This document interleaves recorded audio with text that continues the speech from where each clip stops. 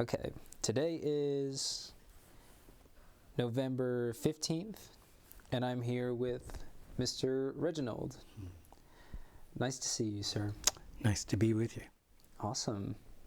And before we begin, could you tell me a little bit about yourself for anyone who might be listening? Well, basically, I am a retired cabinet maker that has worked several different positions, from owning businesses to doing home repair, fine woodworking, things like that. I worked for several different companies, everything from flipping burgers and making pizzas up to working on corporate aircraft, making the interiors for Gulfstream Aerospace. And that's the company I retired from back in 2019. So now I'm retired, and I have a cottage industry where I repair sewing machines for quilters and for people who sew, and also do contract work for sewing machine companies doing service and repair and setups for long arm quilting machines. Oh, amazing. And would you say it was an easy transition from working with like corporate airplanes to sewing machines? The mechanical aspect of it, yes, because basically you're opening things up, putting things back together, and when parts don't work, then you're replacing them and trying to find out exactly why things are the way they are, and then performing whatever task it takes to bring them up to the prescribed operational condition. Now that's super interesting, because never in my life have I ever heard of, anyone who's able to like go from woodworking to airplanes. But I assume it was like a path that you were always passionate about. From childhood, I've always liked building models. Started out building model cars, the plastic static style that were just for displays, and then got into building the balsa wood airplanes. And some were scratch built, where you just bought the materials and cut all the parts out yourself. Others were kits that you buy, and then it just progressed from there up to flying gas-powered U-control, where you have a string and you fly it around, to the radio control. Didn't get much of that because couldn't afford it. And then from then, realized that the money I was spending on models I could spend to learn to fly. So I went from there, and skills that I learned, was able to get resources to take flight lessons. And it wasn't until later in life that I was actually able to buy a decommissioned airplane, restore it, and then sold that, and was able to buy a kit for a full-size airplane. Built that, sold that, and now I'm in the process of building my third airplane. Amazing. I respect that. It just seems like you started small and it just progressively, got bigger over time. That's amazing. And thinking about kind of how you were always looking for ways to like train your skills and work on your passions. I guess what that kind of makes me wonder is like, if there was one skill or trait that you could say you do better than most people around you, what would that one thing be? The only thing I can think of is that just improving myself, pursuing the things that I really desire and that I feel comfortable doing, and working on constantly improving and getting better at interacting with other people, learning all I can about everything that I'm interested in. So, because any skill, any level of knowledge, any level of wisdom that I would say I do better than anyone else, I don't believe that would be a true statement. Because there's always somebody who knows either just a little bit more or a lot more about things I haven't even yet considered. So the only aspect of existence that I'm very, very familiar with is me, because I live in this skin, and I've been here since self-awareness began. And that's the only thing I think I know better than anybody else. So it's really always, rather than you versus other people, like competition, it seems like it's more like you versus you. How can I be better than yesterday? Well, you realize that as you go through life, well, I'll speak for myself. As I go through life, and I'm sure I don't corner the market on this, I've had a lot of failures. It's just like when you're learning to walk, you trip and fall. And sometimes you fall hard enough to injure yourself. So in the process of healing, I always learn to examine, okay, what happened? Why did it happen? How can I keep that from happening again? And the other thing that was instilled in us as children is you can be anything you want to be as long as you're willing to work for it. You can attain virtually anything you would like to attain as long as you're willing to put forth the effort, both in time and skill. And seeing that, like, you're really a testament to those words. The fact that you were able to put in time to, go from models, working on airplane models, to, buying kits, putting in time to train how to fly. Mm-hmm. And then, using all your skills to continue working on those airplanes. I guess I would ask, like, what were the baby steps for you to be able to really find what you were passionate about? I can't think of anything specific other than life itself. When you speak about baby steps, the thought comes to mind, as I indicated earlier, just like when a person's learning to walk. When you're trying to, ask the question again. I'm trying to formulate a thought here. Okay. Then I would ask, like, what were the steps or experiences that it took for you to discover what your passion really was? Basically, it had to do with interaction with other humans, other people, in other situations, circumstances, which I'm sure is not unique. But it's the idea that as you are looking for your own personal identity and seeking, and I'll call them interests before they become desires, for me, I found that I received most gratification and fulfillment when it came to either constructing something, whether it was a puzzle or a model or a sand castle, on the sand, or building something out of cardboard. I'm speaking from childhood position, all the way to being able to meet the need of someone and get, make them happy. I found that my passion is to be a source of assistance, if that makes any sense. Yeah. Basically, I wrote it down as to be a help or a benefit to people that I come and encounter, whether it was my family of origin, whether it was to the instructors at school, whether it was classmates, in my place of work, neighborhoods. I found that my passion was to be able to be something that left someone better off after being around me, if that makes any sense. It does.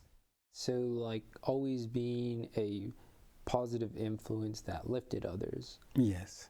I see. If I was to come up with an analogy, and this is going to sound bizarre, but I see myself as either a retriever or a Labrador. Oh. Basically, you know how they like to grab something and bring it up to you. Yeah. And if you've spent any time around golden retrievers, they just love on you. They're just warm and they're accommodating and they're just nice to be around. I'm sure not all of them are, but for the most part. And my heart's desire and my passion over the years, and I didn't really acknowledge that. I have to confess that when you presented these questions, I had to think about it, because it's easy to say my passion is to be this in that vocation or that vocation, but I couldn't narrow it down to one, because the core of the passion, the central objective, was to be a benefit to any and everybody that I possibly could in any way that fit within my capacity to be so. Amazing. And thinking about how, like, you always wanted to be that positive impact, or like you said, the golden retriever.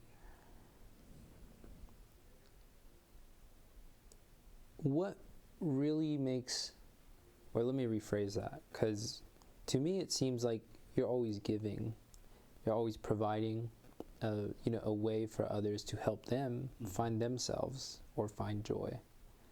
So I guess I would ask, like, what really makes you feel appreciated as a human? How do I get fulfilled? Mm-hmm. And how do you receive other people's appreciation the best? I guess it falls in line with what I said previously, that I get the most joy and satisfaction when there is something that someone needs that they don't have an alternate resource for, and they come to me and ask if I can help, and I'm able to help, and I'm able to fulfill that need. And I've been that way too. Sometimes it's a detriment, because I had to learn how to curb that and keep it at a good level. Example of that is when the wife and I first got married, my family would call because they'd need something. And regardless of what we were doing or what we would plan, that request would supersede us. And that became a problem. I see. Hence, that works to the first question you asked, is who does anything better? I'm still learning how to be a better person in areas like that. Yeah. So every day is an opportunity to fine-tune the aspects of who I am and the points of connection with other people. And so I'm fulfilled when I'm able to keep a balance in the sphere in which I live. And I feel best when I feel that I've accomplished equilibrium for that particular moment. Yeah. And I can respect that, especially because, like, as a natural giver, it's always hard to, like, not want to do that. Yeah. Or feel that pull to, like, oh, am I being selfish, or should I, like, help out? Mm-hmm. But I'm glad you're so articulate, because I understood that pretty easy. Well, that was one of the benefits of learning how to communicate with people. Mm-hmm. I'm an observer. You know, people that like to please typically will come up and fire, you know, a volley of questions as to what you need. Yeah. But I've learned that if you just observe people, just stand back and unobtrusively just observe people, they will reveal themselves to you. Body language, the way they speak, their phraseology, as they interact with the environment around them, excluding you, you can learn a lot about a person if you just observe them. Don't criticize and don't judge, but just observe them and then analyze what it is you see. And then once you have a point of contact and interaction with them, you can what's the word I'm looking, covertly either confirm or disprove your observations as far as what they really are. I see. And that allows me to be less offensive to people, more accepting to them in terms of not being judgmental, because the more you understand about a person, the more you comprehend the reasons for their behavior, their speech, so many aspects of their being. The more you know about a person, the more you can understand who they are and why they are who they are. I'm going to steal that.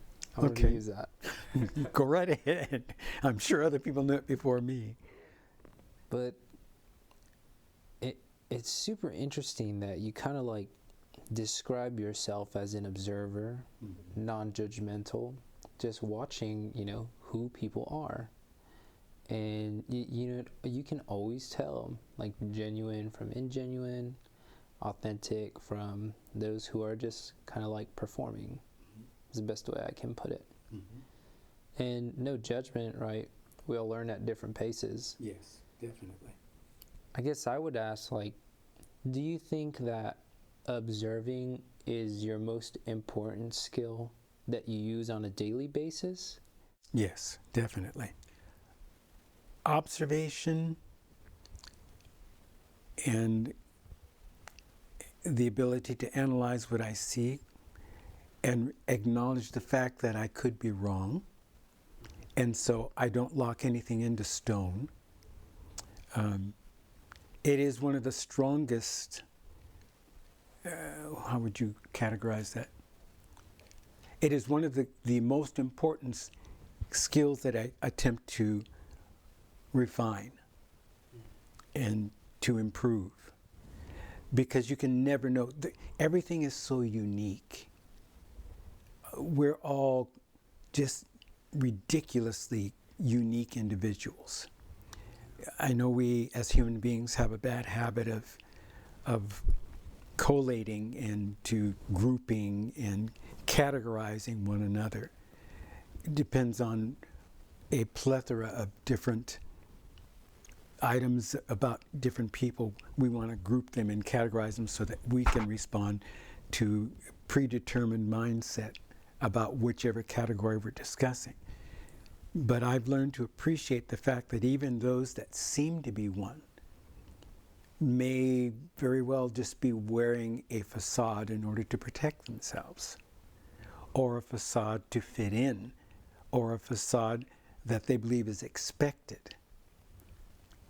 And so with that, armed with that insight and knowledge, you don't take everything at face value, because there's always so much more to it that you cannot see and cannot know immediately.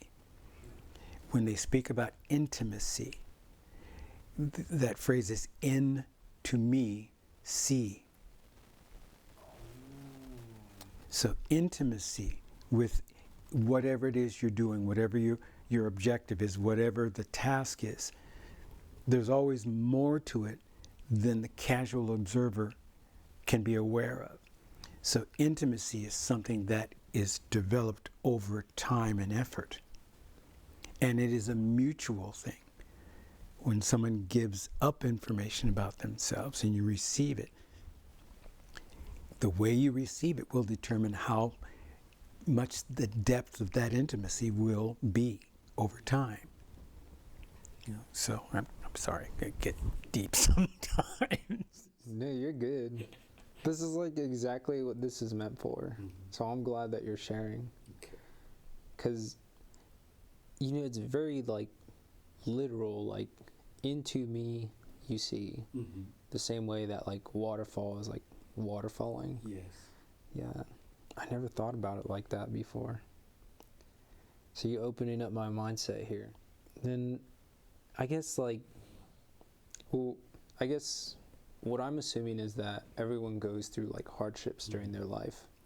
After your most memorable hardship, personally, what do you think is the most important lesson that you learned? goes right along with what I just said about intimacy and about discernment. It was about between 17 and 20 years of horrendous difficulty because I did not see the depth of the brokenness of someone.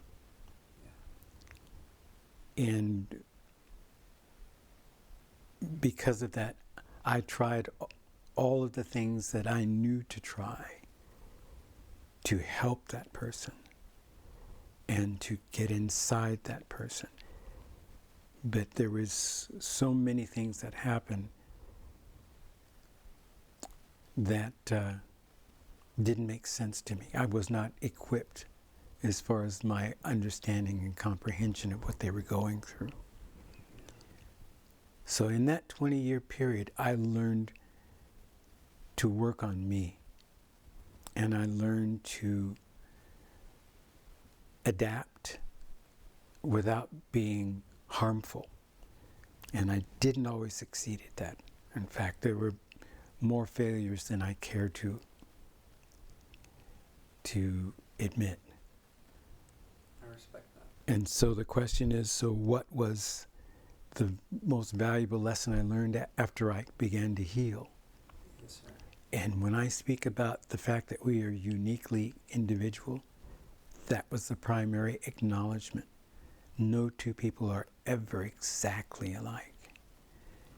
And the way that you approach a person, if you are, for whatever reason, whether it's casual, whether it's social, whether it's, as far as work, you need to be aware that there are unforetold uniquenesses about that person. And when you approach them, you need to be willing to adapt yourself from the standpoint of receiving their individuality and not try to superimpose your norms, values, and expectations on an individual. We are allowed to have our own norms and values and expectations to govern ourselves. And if the relationship or the association becomes intimate, then you can exchange your perspectives and your thoughts. But no one person is in charge of another human being. That's what I learned. And no one person knows everything about any other human being. So our daily encounters are all unique. Even if you know someone, they may be having something going on inside them during that encounter that you're not prepared for or unaware of. So we need to be fluid within ourselves, within our hearts, within our minds, when it comes to communicating and interacting. So that would be the most important thing I've ever learned. Sure, you can be quote-unquote judgmental, but keep that to yourself. Like case in point, if I'm afraid, I love animals, I love dogs. If I see a dog that is not threatening anybody, but it comes and it seems to threaten me, or any other danger, I will avoid it. If I come up to another person that I feel there might be an adversary type relationship, I'll just back away. Yeah. And if this is somebody I have to interact with, then I revert back to what we said earlier. I begin to observe and find an avenue of approach that where I can keep myself protected from those things I fear within them, and also keep those fears that are with me that would come off defensively that might set off something in them to accomplish whatever the level of encounter is required. And no, you're not always successful at it, but at least the effort is made. The attempt is made. But I've learned that regardless of what we see in the rest of people, whether they're the ones governing or running our government, whether they are the law enforcement that come and stop you because you speed, they're all individuals. Whether it is someone that is holding a sign on the side of the road asking for donations, we're all unique and we all have a story. And hence, when you say what is the most important thing you learn after you heal, we're at different stages of healing. We're at different stages of our crisis. And since we are human and we are finite creatures, we cannot know everything about everybody.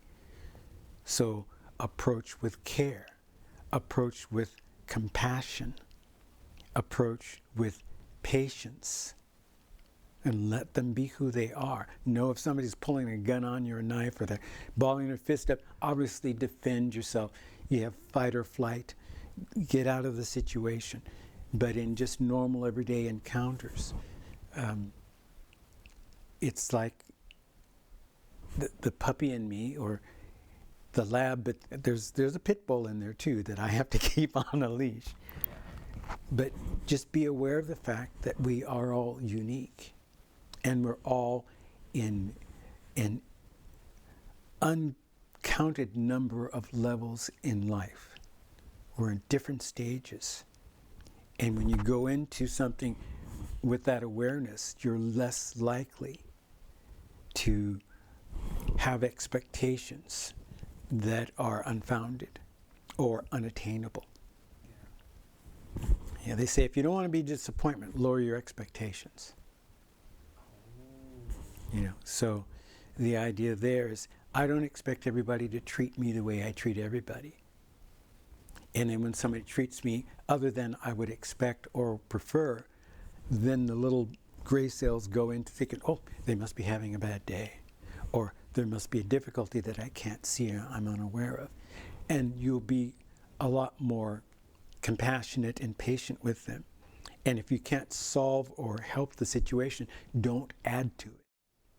It was extremely insightful, especially how you said about like staying fluid and making sure that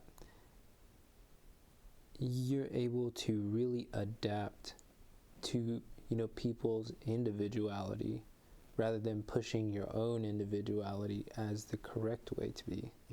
Because like you said, different levels, different stages of healing.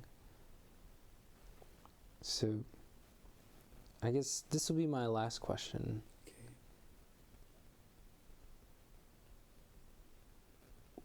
What do you think is the main reason that stops people from being in that fluid state and adapting to other people?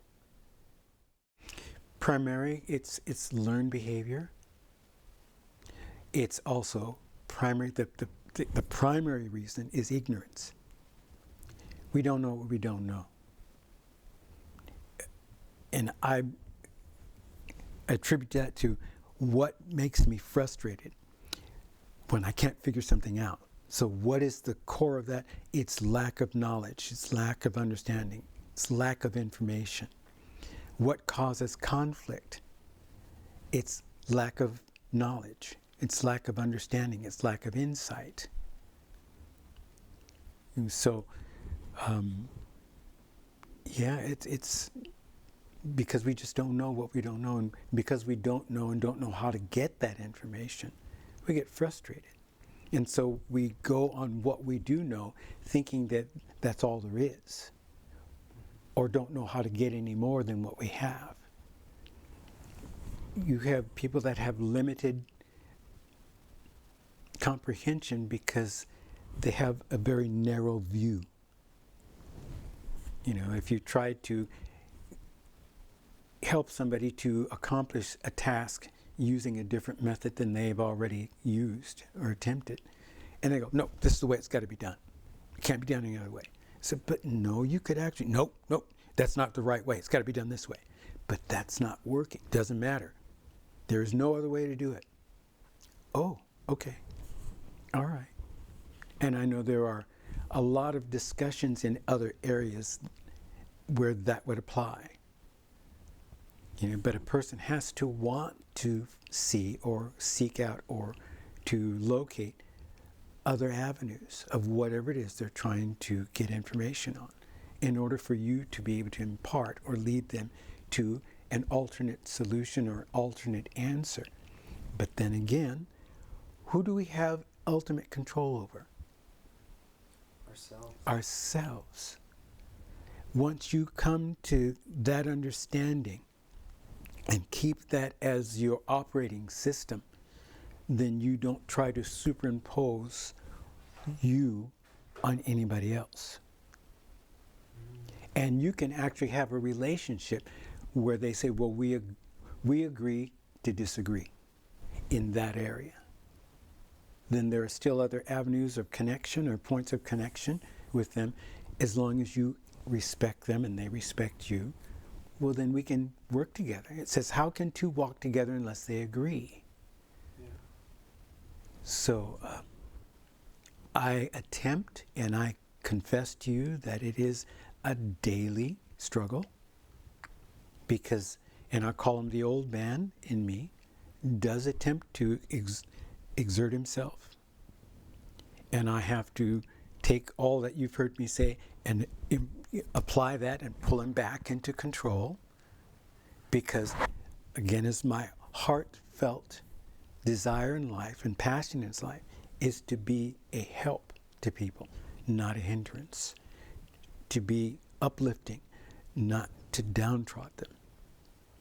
So that means, since I'm the only one, back to your first question, who's the best one? Is only me. I have to control me. I have to make me better. I have to work on me. And since that is a full-time job, I'm less likely to try and do that to someone else.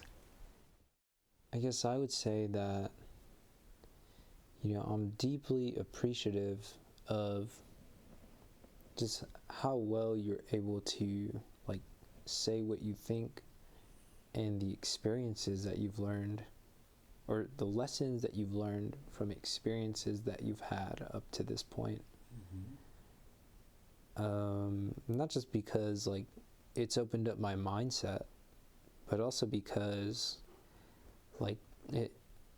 you give me a lot of important key ideas that will help me push forward, the idea of I want to be a help, not a hindrance. So I guess with that I can say that I appreciate you, Mr. Reginald, for everything that you shared, and for being open to just letting me see how you view the world. Well, I appreciate the opportunity. I hope that it can help. Absolutely.